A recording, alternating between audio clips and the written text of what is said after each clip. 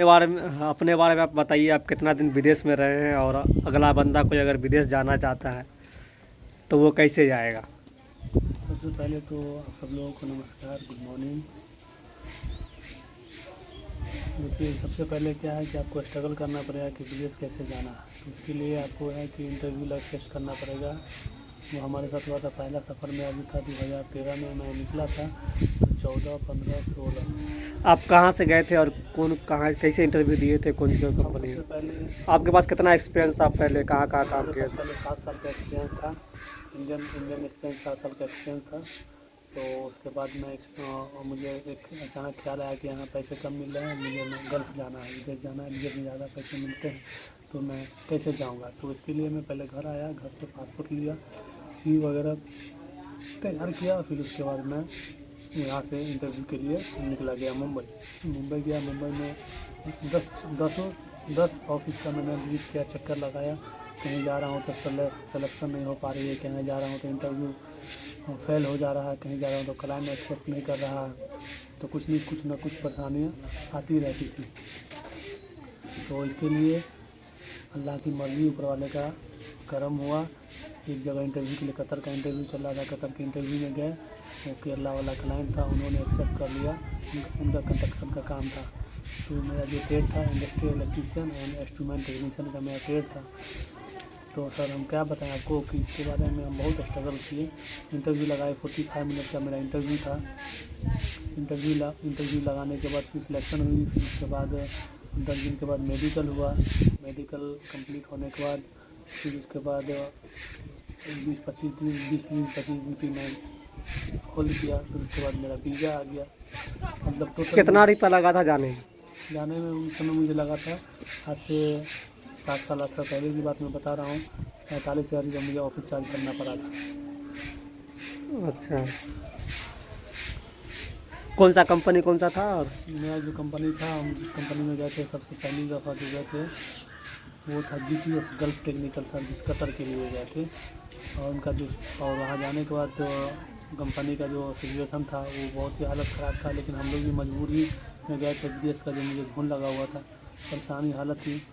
तो इस चीज़ को ग्रो करने के लिए गए हुए, परेशानियाँ उठाए, मेहनत किए, एक्सपीरियंस के साथ साथ बढ़े, तब जा कर के अल्लाह की रहमत है कि आज आप लोग की दुआ से आज ठीक ठाक है। और आज गल्फ में, विदेश में बहुत कठिनाइयाँ सामना करना पड़ा, मेहनत स्ट्रगल करना पड़ा क्लाइंट के साथ में। कितना सैलरी दिया था स्टार्टिंग का। स्टार्टिंग में मेरी सैलरी जो थी 1100 थी, 1150 थी। फिर उसके बाद 2 साल के बाद मेरी सैलरी बढ़ी 200,000, तो 1350 हो गया, 1400 हो गया। फिर उसके बाद खाने का पैसा खुद अलाउंस। अभी 2026 है, अभी अगर कोई आदमी इलेक्ट्रिशियन में जाना चाहे सऊदी तो उसको कितना सैलरी मिलेगा और अभी का क्या जो दौर है, दौर के हिसाब से अभी जब कोई इलेक्ट्रीशियन में उसको क्या क्या चीज़ पता होना चाहिए, क्या क्या चीज़ आना चाहिए। उसको तो पहली बात तो इंडियन एक्सपीरियंस और होना चाहिए। ऑफिस कहाँ कहाँ है, कहाँ कहाँ जाके ऑफिस में इंटरव्यू देगा, कैसे नोटिफिकेशन वगैरह जॉब का अपडेट वगैरह पाएगा आपने। वो तो आपको सोशल मीडिया पे अभी लिंकेड एक ऐप्स है, उस पर भी है। और बहुत सारे ऑफिस का विजिट करना होता है। मुंबई में आप जाएंगे, बहुत सारी ऑफिस है, जैसे बांद्रा में है, अंधेरी में है, आपको पार्ला में बहुत सारी ऑफिसें हैं, हर एक जगह है। मुंबई सेंट्रल में है, चर्च गेट में है।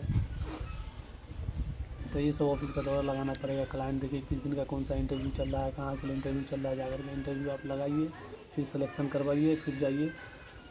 अभी सऊदी का जो है चल रहा है, सऊदी से हम आ रहे हैं, अभी सऊदी का जो चल रहा है, तो वहाँ जो इंटरव्यू अगर आप देंगे, सिलेक्शन हो जाएगी, तो उसके बाद गम का मेडिकल कराना पड़ेगा। उसमें भी देखना होता है कि आप फिट है या अनफिट है। फिर उसके बाद आपको वीज़ा प्रोसेस होगा। आपका वीज़ा प्रोसेस होने के बाद फिर स्टैंपिंग होगी। फिर उसके बाद इमिग्रेशन के लिए पासपोर्ट जाएगा।